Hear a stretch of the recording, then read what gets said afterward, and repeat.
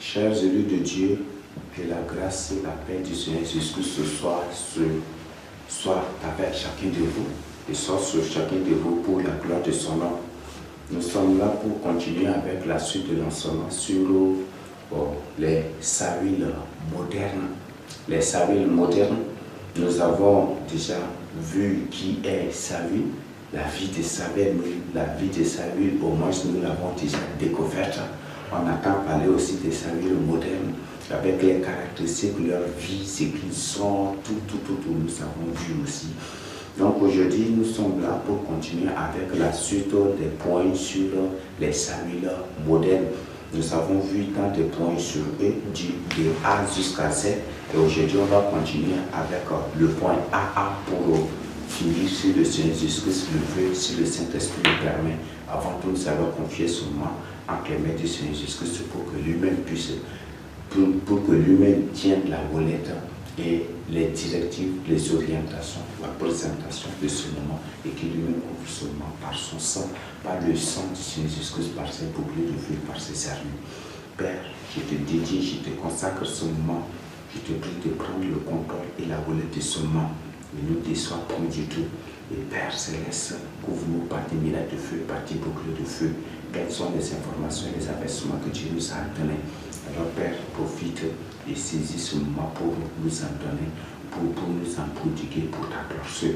Alors Père, ne fais point du tout de nous, des auditeurs oubliés, mais qu'on retienne ta parole, tes lois pour mettre en pratique pour notre vie. Alors Père, détourne-nous de toute pensée ou de toute distraction, de tout divertissement, de toute vie pensée, que tu nous en préserves au nom de Jésus. Révèle chaque âme et révèle-nous ici. Couvre seulement par tes miracles de feu, par tes boucliers de feu, même les âmes qui suivent ces dans ce moment. Couvre-nous, revêt-nous de tes armes et de tes armes célestes divines. Rends-nous divinement imperméable, impénétrable, intransperçable. Mon Dieu Tout-Puissant, pour la gloire de ton Saint-Nom.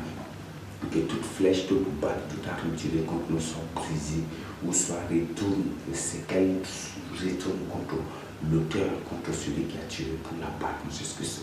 Alors Père, je te prie de couvrir seulement par tes miracles de feu, par tes boucliers de feu, déploie des milliards et des milliards de tes anges qui guident au milieu de nous et autour de nous et combat seulement pour ta gloire. Prends la direction et la volée de ce moment pour ta gloire.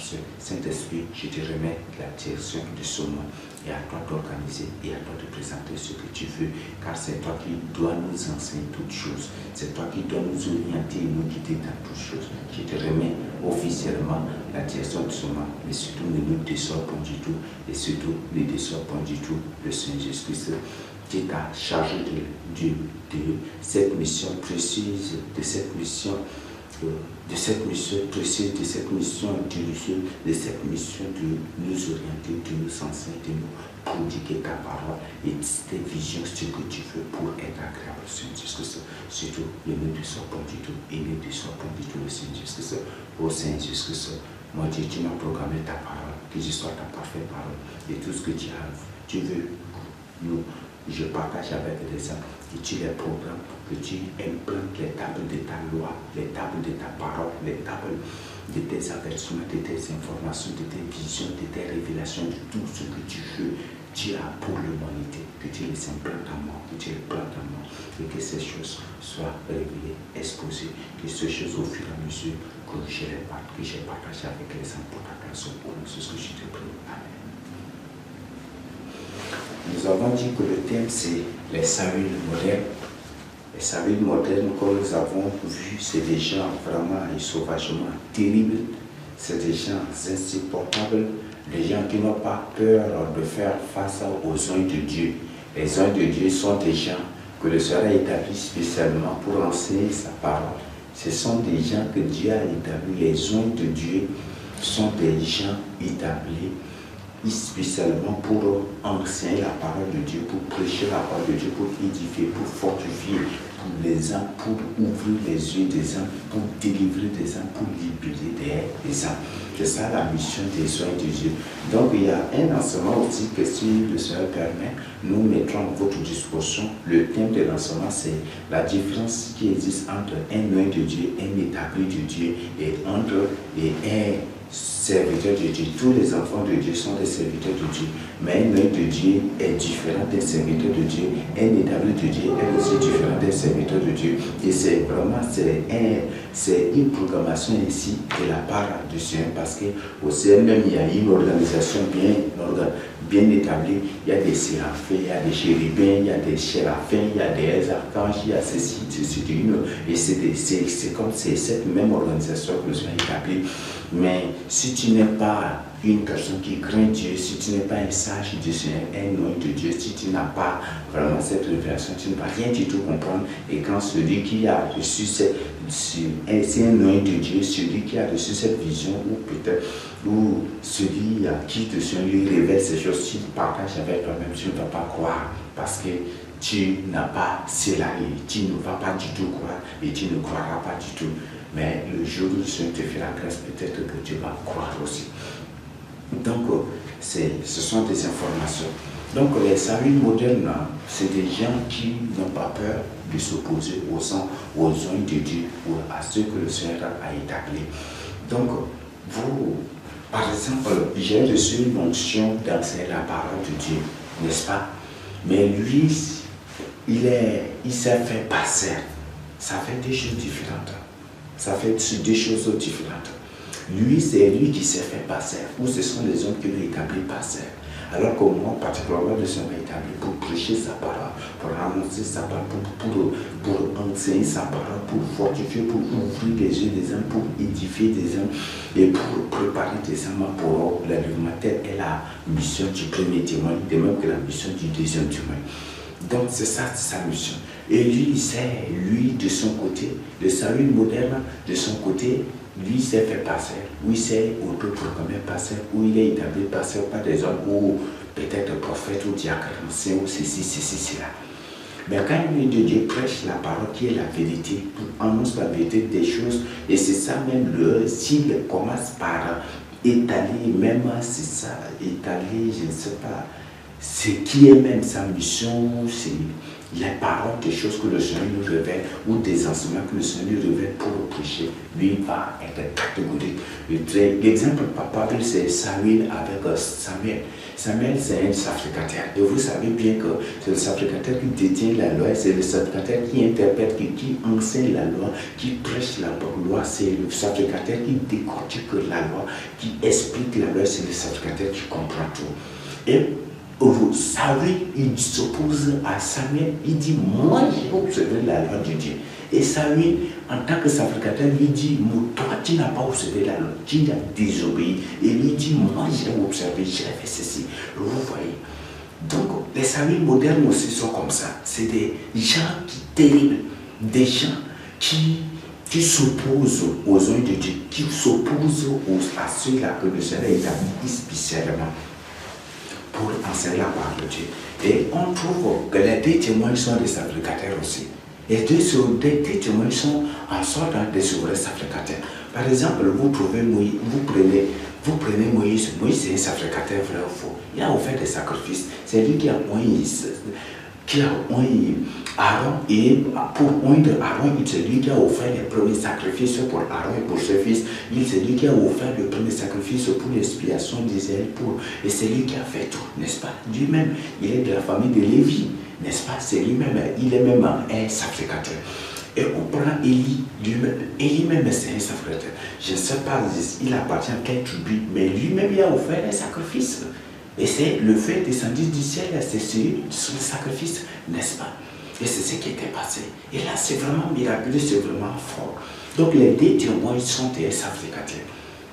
Donc, les deux témoins sont des sacrificateurs, Moïse et Élie. Et c'est effectivement.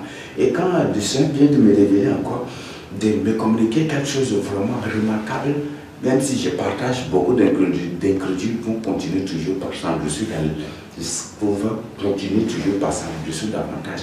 Mais je vais partager avec vous sur... c'est ce que je voudrais même partager avec vous aujourd'hui, c'est le deuxième Moïse. Mais je trouve qu'il faut absolument je finisse ce thème, puisqu'il y a des thèmes que je n'ai pas encore exposés. La sagesse de Paul, que beaucoup de gens attendent activement et impatiemment Père, comme les campagnes le disent, il y a des gens qui attendent cela jusqu'au jeudi. Je n'ai pas encore présenté, il y a beaucoup. Mais si j'ai fini cela, je vais voir cela. La sagesse de Paul, à chaque fois je m'apprête, je me prépare pour présenter. L'esprit m'impose de présenter autre chose. Je crois que même d'une manière ou d'une autre, j'ai beaucoup abordé des choses que j'ai déjà partagées avec vous. Mais l'esprit n'a pas encore voulu, mais le temps où l'esprit lui-même voudra ou m'imposera, je partagerai avec vous. Donc, il y a des choses, Donc, les deux témoins sont des sacrificateurs. Les deux témoins, Élie, c'est un sacrificateur. Moïse, c'est un sacrificateur. Et quand je vais vous présenter le deuxième Moïse, vous serez surpris. Vous serez surpris des choses. Vous serez surpris. Je vous invite toujours, chers frères et sœurs, laissez-vous conduire par le Saint-Esprit. Laissez le Saint-Esprit vous révéler des choses que vous devez enseigner. Laissez le Saint-Esprit vous communiquer des choses. Ne cherchez pas à comprendre charnellement, ni intellectuellement des choses. Il n'enseigne pas vos penchants, ni vos idées, ni vos compréhensions charnelles. C'est ce. Donc, vous voyez, les deux témoins sont des sacrificateurs. Comment Samuel aussi, et Dieu les a établis spécialement pour enseigner. Et aujourd'hui, même si les deux témoins se présentent, ils en font quoi? C'est les érudits, les savants. Les savants, ceux qui se font des connaisseurs de la parole de Dieu, vont toujours s'opposer. Ils vont toujours s'opposer. Que non, c'est ça. Non, ils vont toujours s'opposer. Ils vont toujours s'opposer. Et c'est comme ça que Saül, c'est ainsi que Saül s'est opposé à Samuel. Samuel, il a été établi spécialement. Et c'est une grâce particulière que Samuel soit établi juste pour soutenir, pour aider Saül. Mais Saül a rejeté ça. Vous voyez, Dieu a établi Samuel. Ça, c'est un truc remarquable. C'est l'unique oint. Là, je tiens à vous informer. C'est l'unique oint, l'unique veillard que Dieu a établi pour soutenir un établi. Vous voyez, l'unique oint que Dieu a établi pour aider un établi à accomplir sa mission. Malgré cela, Samuel était ingrat, irreconnaissant. C'est Dieu ne s'était pas ouvert sur cela. Et il a rejeté Samuel. Or, on voit que dans la Bible, tous les établis sont établis pour aider les uns. Mais dans le cas de Samuel et Saül, on trouve que c'est l'unique oint qui a été établi, préparé et établi par Dieu. L'unique oint établi pour aider, pour orienter Saül à réussir. Vous voyez. Mais il a désobéi. Il s'est opposé à l'œil de Dieu. Quand l'œil de Dieu lui prêche la parole de Dieu, lui dit que selon la parole de Dieu, tu n'as pas obéi à l'ordre que je t'ai donné, à l'ordre de Dieu, tu n'as pas obéi, tu n'as pas observé la loi de Dieu. Et lui dit, il s'oppose à l'œil de Dieu qui est sacrificateur. Lui dit, moi j'ai observé, j'ai fait ce que l'Éternel, moi j'ai observé la loi de Dieu. Qu'est-ce que je ne reproche de rien. Alors que le sacrificateur, l'œil de Dieu, sait qu'il a péché, mais il lui refuse. C'est des gens qui font face aux serviteurs de Dieu, aux soins de Dieu. Et c'est ça ce qu'ils sont. C'est ça. Quand l'œil de Dieu prêche la vérité, ils s'opposent. Non, c'est pas comme ça. Non, c'est pas comme ça. Ils sont prêts à contredire. Ils sont prêts à contredire. Ils sont prêts à scandaliser. Ils sont prêts à s'opposer. Ils sont prêts à se rébeller. Ils sont prêts à s'opposer. Ils sont prêts à s'élever pour faire face à scandaliser. C'est ça, les Samuel modernes. C'est ça, les Samuel modernes. Donc, c'est terrible. Les Samuel modernes sont des phénomènes. Là, je vous le dis. Je ne dis pas quoi, mais c'est les Samuel modernes sont des phénomènes. Donc, c'est ce que je tiens à partager avec vous. Donc, nous avons vu dans la partie précédente que les Samuel modernes sont des gens qui n'ont pas peur de servir, de tuer sauvagement, de compléter l'arrestation, de détruire les autres serviteurs de Dieu. Ils n'ont pas peur. Ils peuvent même peut-être mettre ta tête sur quelque chose et dire béni soit Dieu et te couper la tête. Et c'est ça, c'est ça. Et c'est exactement ce que Saül a fait. Il a détruit, il a massacré tous les sacrificateurs. C'est 80 ou 85 sacrificateurs qu'il a massacrés. Sans pitié. sans pitié. Or, en Israël, c'est pour qui les gens ont de la peur, de la crainte, ce sont les sacrificateurs. Parce que toucher un sacrificateur, j'ai touché vraiment Dieu. C'est se rebeller contre Dieu. Mais, même les prophètes ont peur de prophétiser ou de parler de n'importe quoi contre les sacrificateurs. Même, je crois quand même, le Seigneur Jésus-Christ, l'exemple papal, c'est Paul. L'exemple papal, Paul. On lui a appris de ne pas parler mal du souverain sacrificateur, de ne point du tout parler mal. Or, Samuel, c'est un souverain sacrificateur. Qu'on ne doit pas l'insulter, qu'on ne doit pas se lever, oser se lever contre lui. On ne doit pas le critiquer, on ne doit pas le diffamer, ni le dénigrer. On ne doit pas. Même le Seigneur Jésus-Christ s'était soumis à cette règle.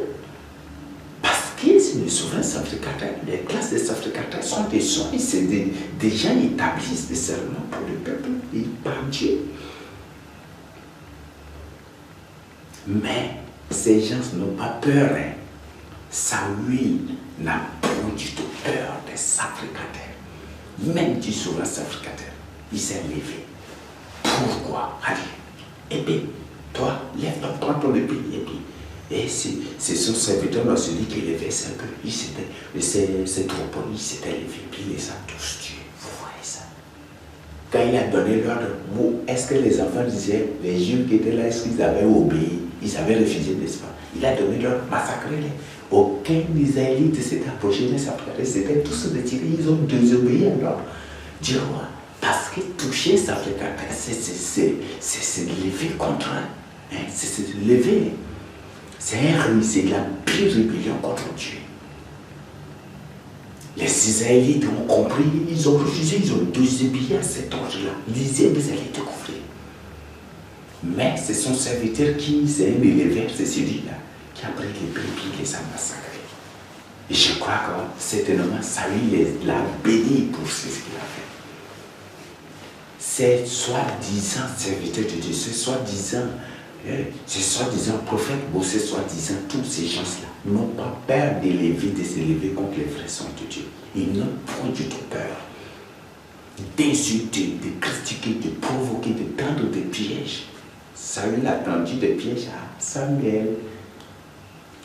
Non, les troupeaux là, j'ai amené, c'est pour offrir un sacrifice à l'Éternel, ton Dieu, pour offrir, pour donner aussi un type, comme Samuel, c'est le souverain sacrificateur. En écoutant cela, là, c'est une manière de le corrompre.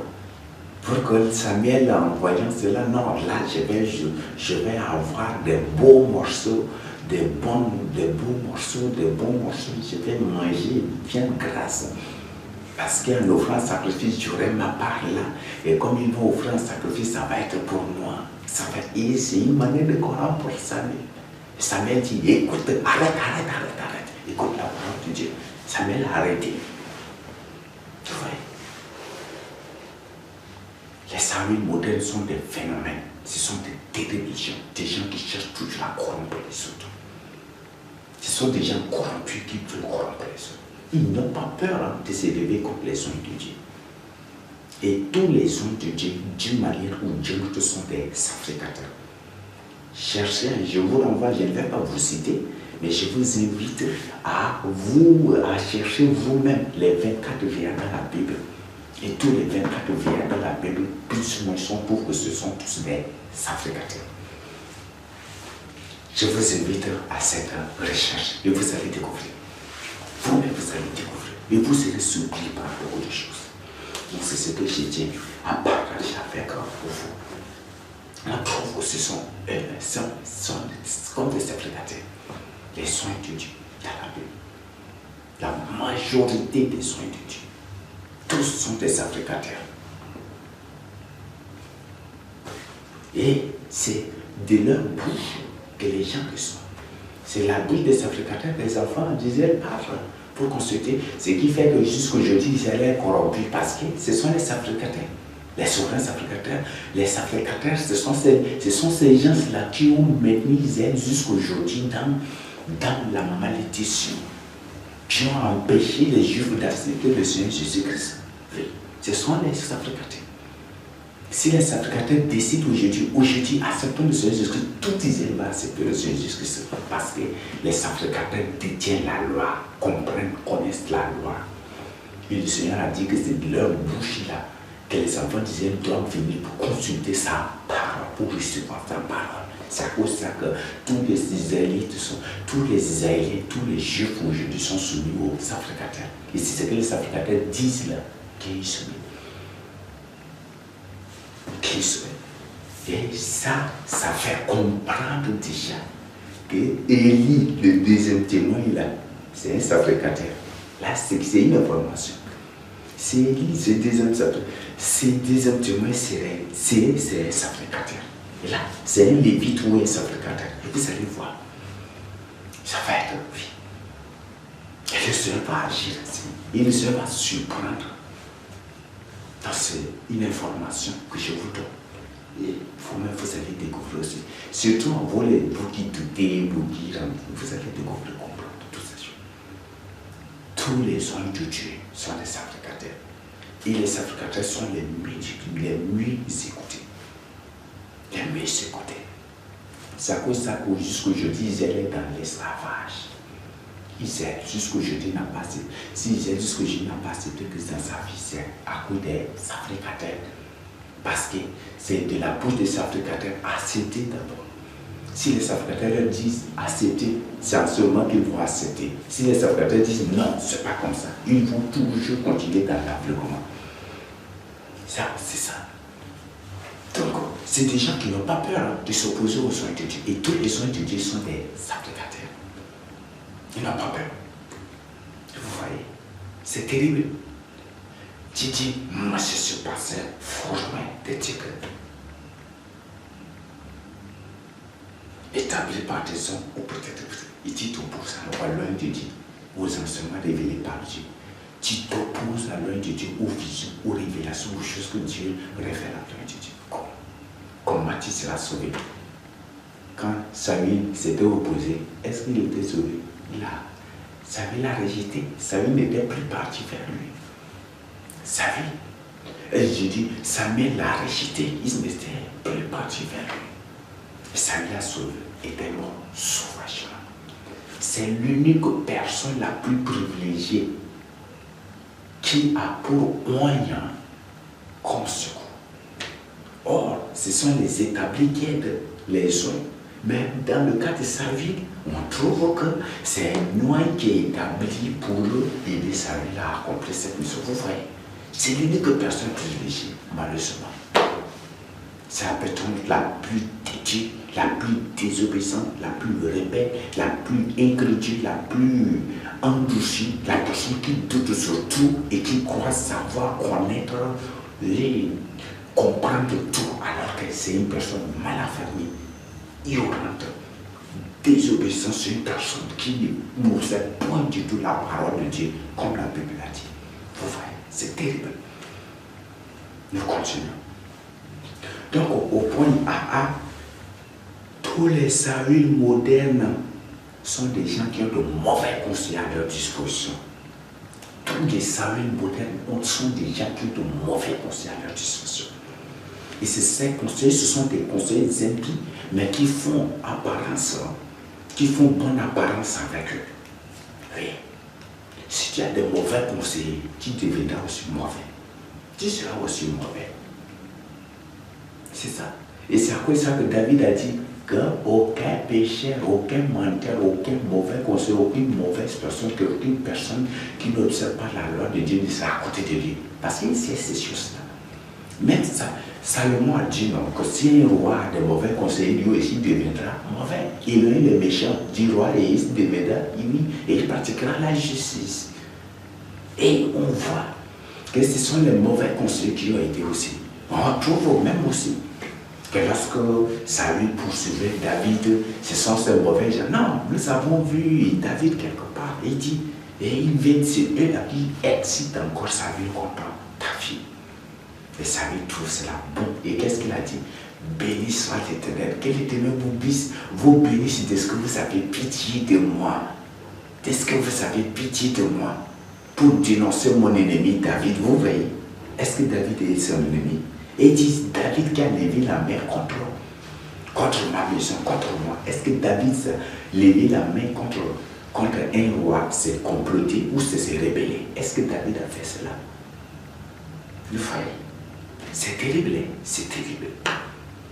Donc, ce sont des gens, tous les Samuel modernes sont de mauvais conseils, ont des mauvais conseils.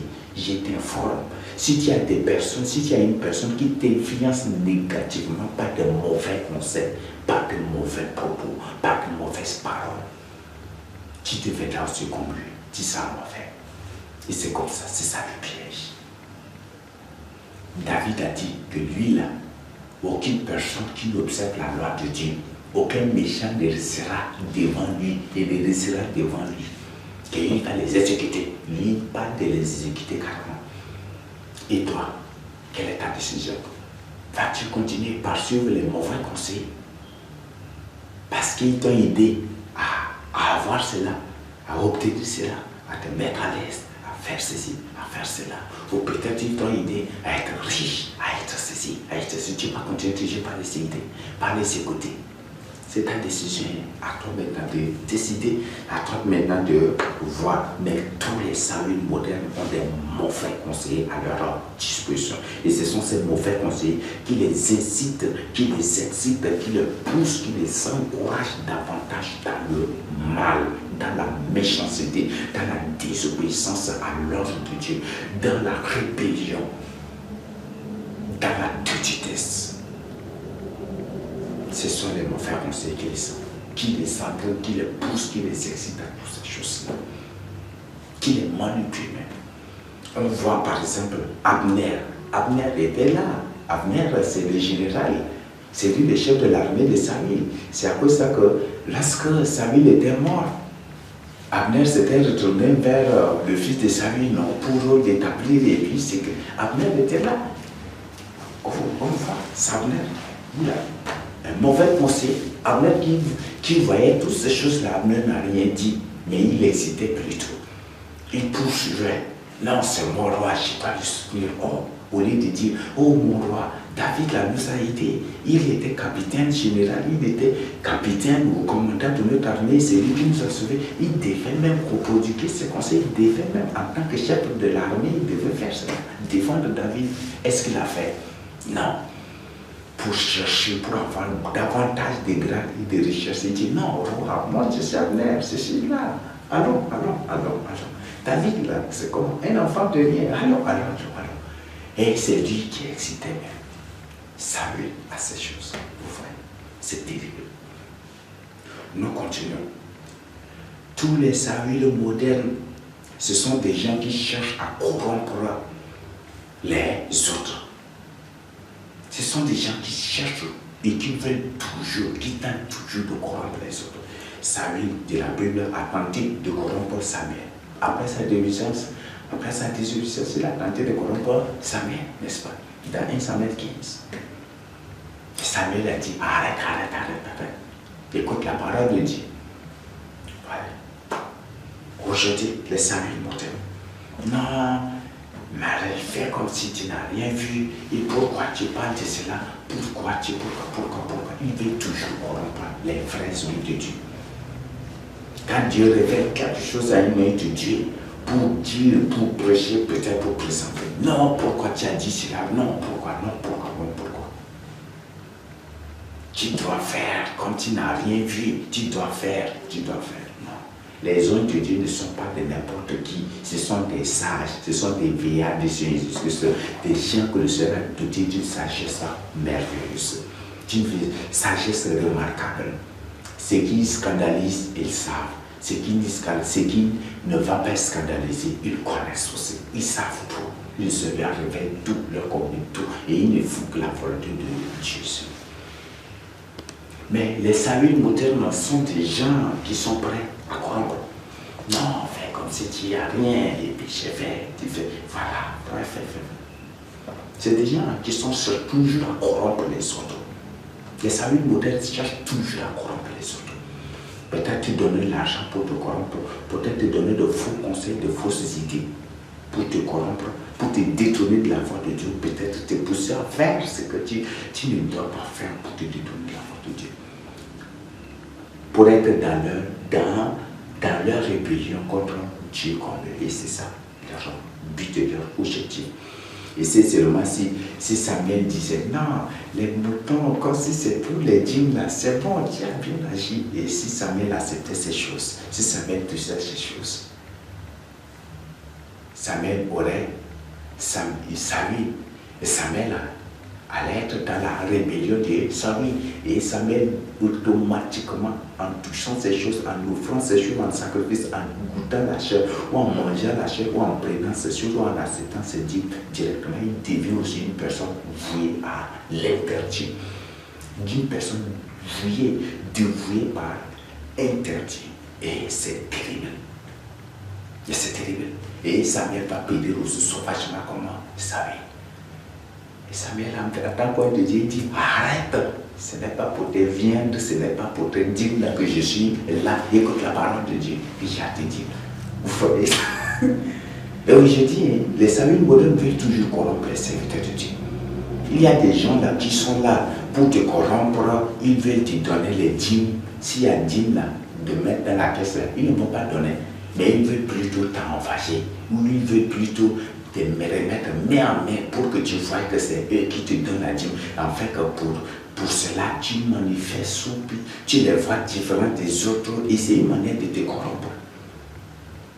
Non, on te dit, si à l'église, si pendant les offrandes, les dîmes, il ne va pas donner. Mais après, tu vas dire, non, moi j'ai cette dîme-là, et il va t'étendre, même il va te donner même le montant, et le but c'est juste ce pour te corrompre.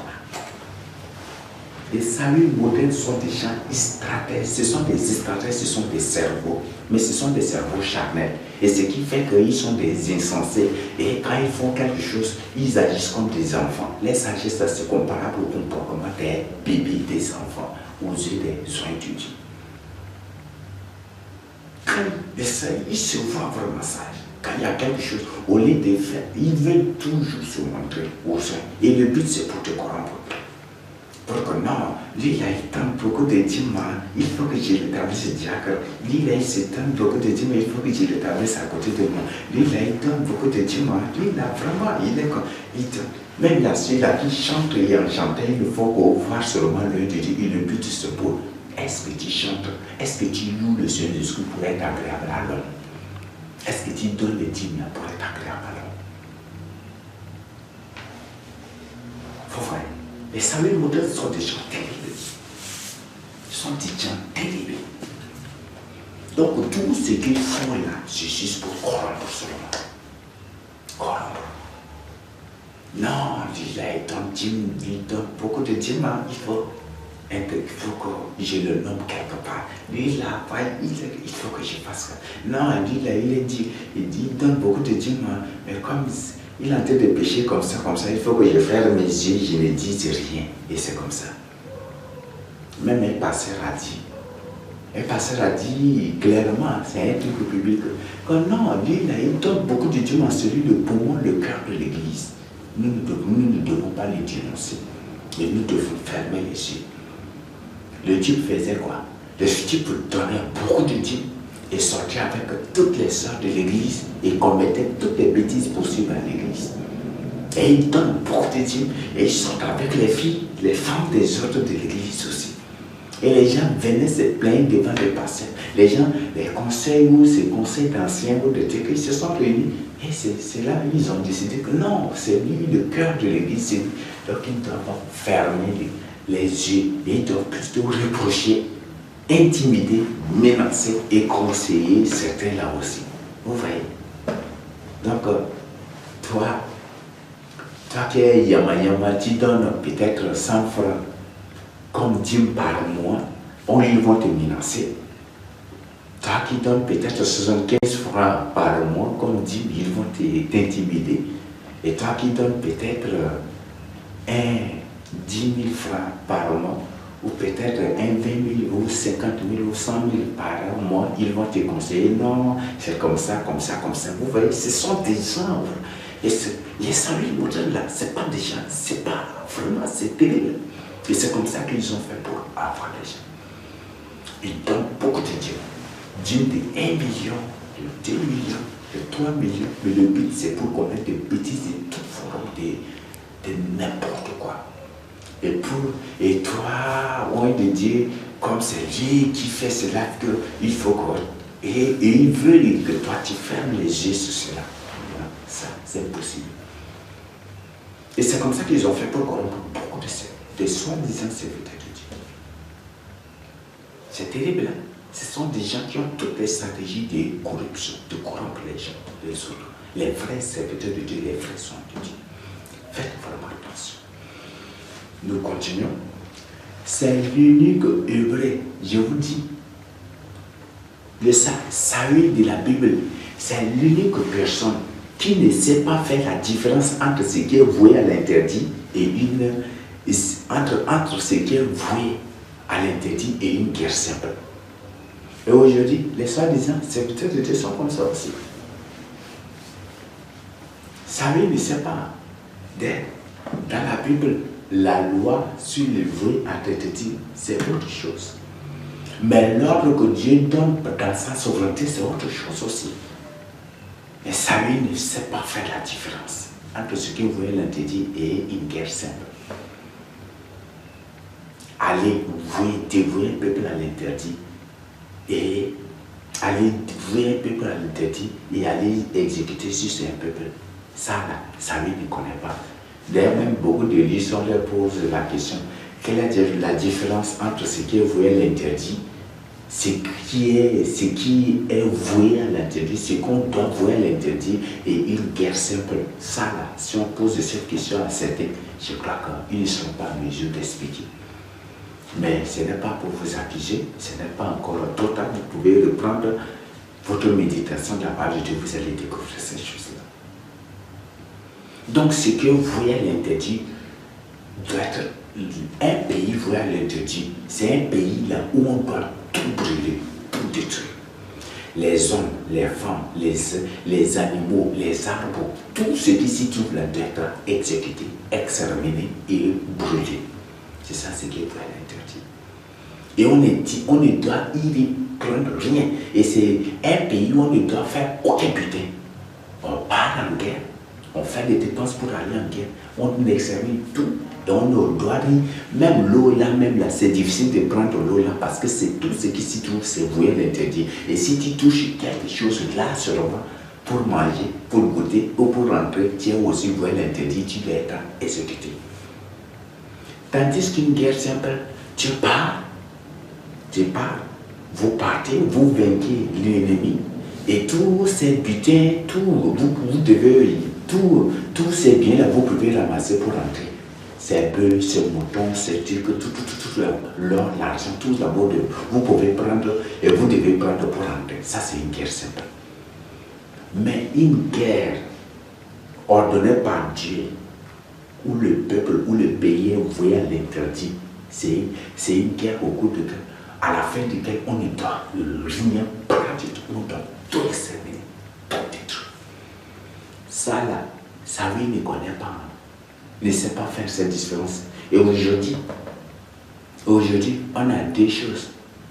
Le temps de la grâce, là, les gens n'arrivent pas à faire la différence, les Saül modernes n'arrivent pas à faire la différence entre le temps de la loi et le temps de la grâce. Et les Saül modernes jusqu'aujourd'hui n'arrivent pas à expliquer ce qu'on appelle la grâce. Ils prennent la définition intellectuelle qui dit c'est grâce, c'est faveur imméritée, c'est ça là, c'est ça qu'ils connaissent. Ils connaissent cette définition intellectuelle, cette définition maçonnique, cette définition intellectuelle là, c'est ça qu'ils connaissent. Cette définition charnelle, ils connaissent. Mais la grâce spirituelle, la définition spirituelle de la grâce, ils ne connaissent pas jusqu'aujourd'hui. Ce sont des Saül modernes. Ils sont des Saül modernes. Saül ne connaissait pas ce qu'on appelle la Torah. Ne connaissait même pas.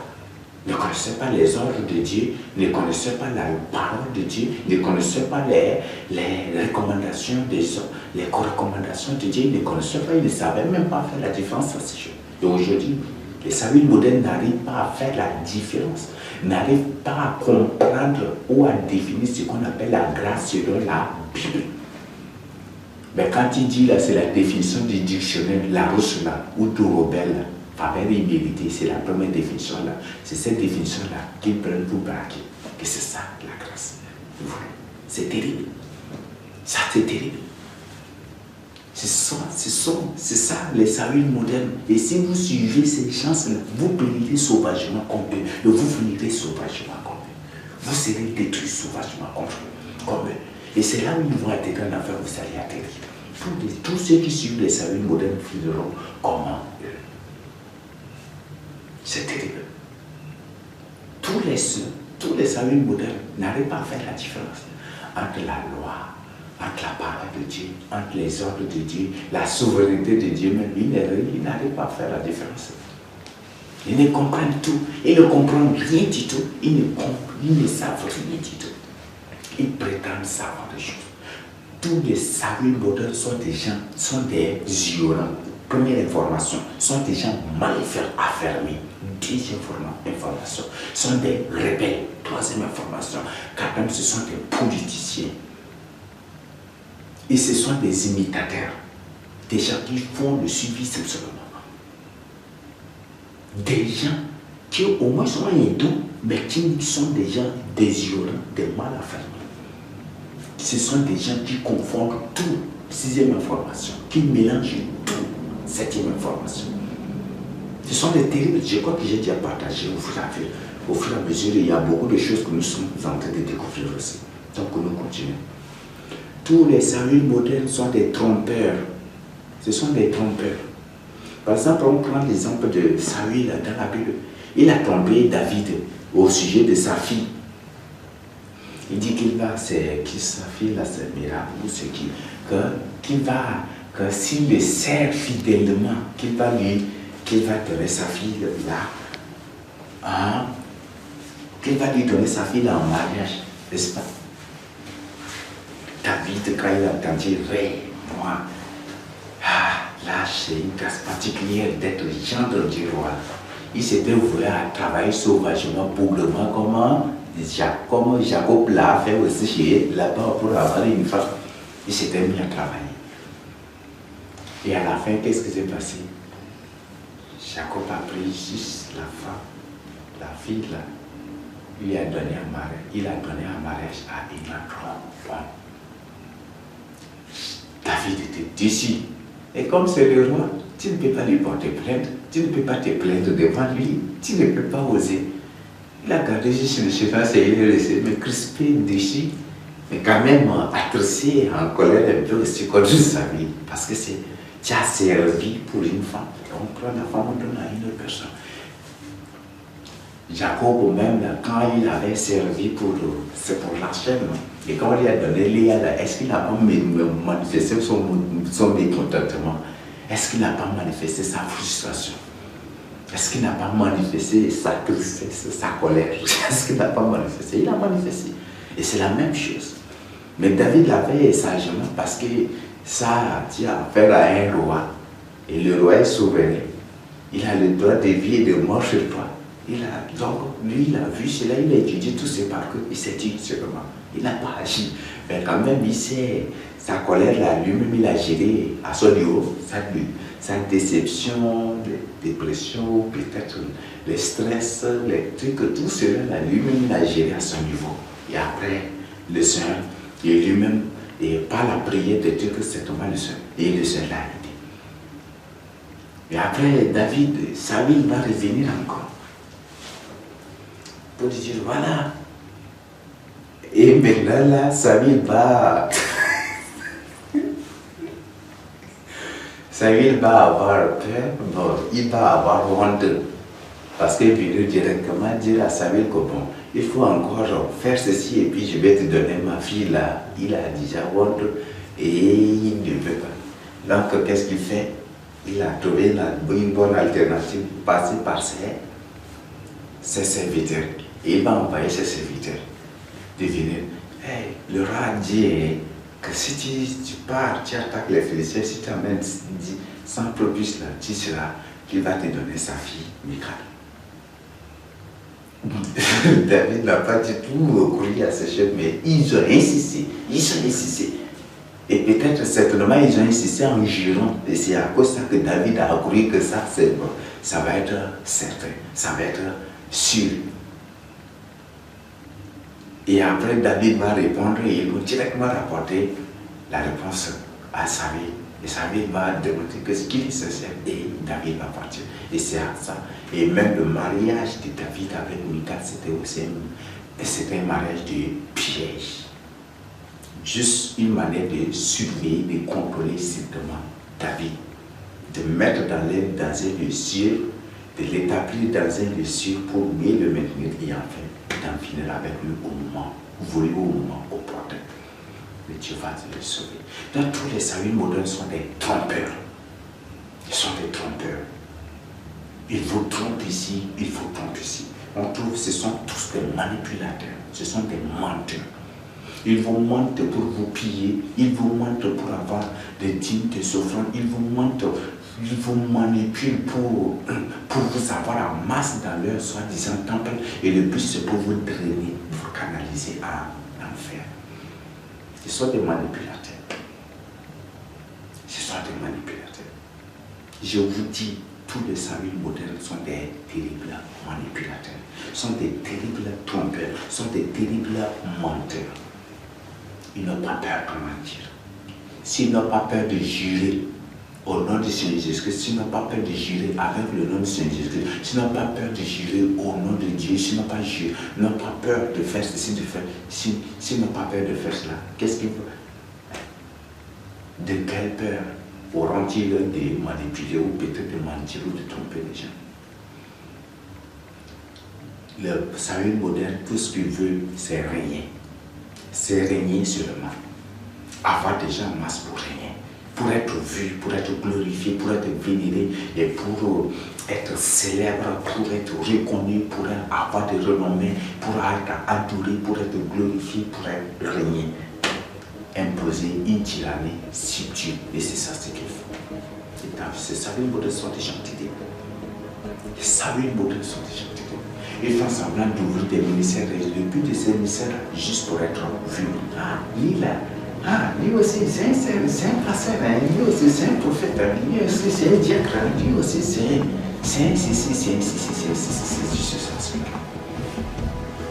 ah, lui aussi, c'est juste. Les saluts modernes sont déjà dédiés. Je vous dis, vous êtes déjà informés. Nous continuons.